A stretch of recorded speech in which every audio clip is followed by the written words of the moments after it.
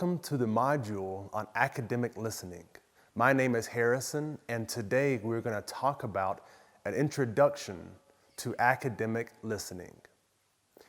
Academic lectures, including interactive lectures, professional meetings, poster and oral presentations, seminars, workshops, and symposiums are useful means of presenting information or delivering content to a large group of audience in an efficient way. It is quite necessary for most Chinese students to get the main points of an academic lecture. Today, we will move to academic listening module in the first session, and we will get a brief understanding of purposes, features, and skills of academic listening. So the first point is purposes of academic listening.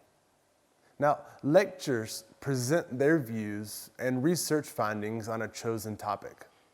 We listen to the academic lectures to expand the scope of our knowledge, to convey disciplinary knowledge, critical information, history, background, theories, equations, and so on, to develop the note-taking skills while listening.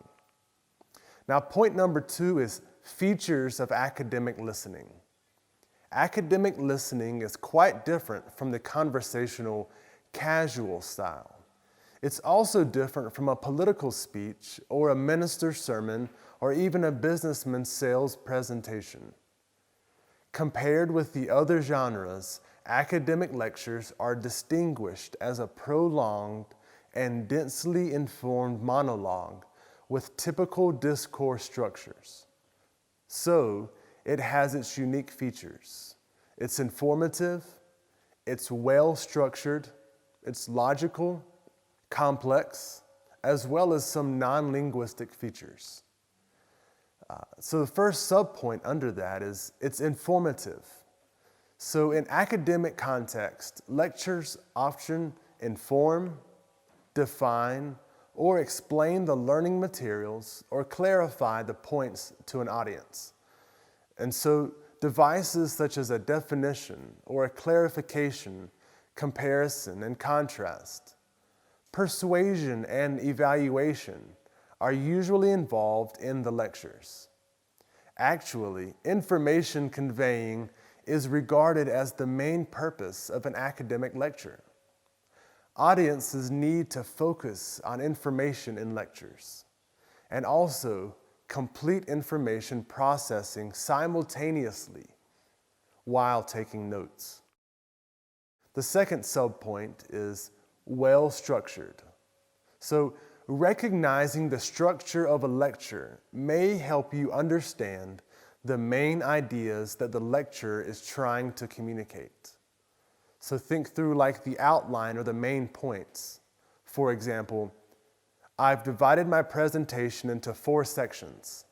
We can break this area down into the following fields. The lecturer is giving you an outline. Another thing is shifting the next main point. For example, so much for the introduction of our experiment. I would now like to shift to the methodology of it. So now let's move on to the next point. These are examples of shifting the next main point. Also, there's introducing the supporting materials. For example, please allow me to deal with this matter more extensively, or being the most important part of this lecture, I will elaborate on it with more slides. Another one is explaining the contents on the slides. For example, this slide demonstrates, or this curve here shows, and so also summarizing. For example, I hope you all found this useful. The third subpoint under point number 2 is logical. Academic lecture is a logical progression of materials. There are several typical features, from general to specific, from the parts to the whole, and from a problem to the solution. And subpoint number 4 is complex.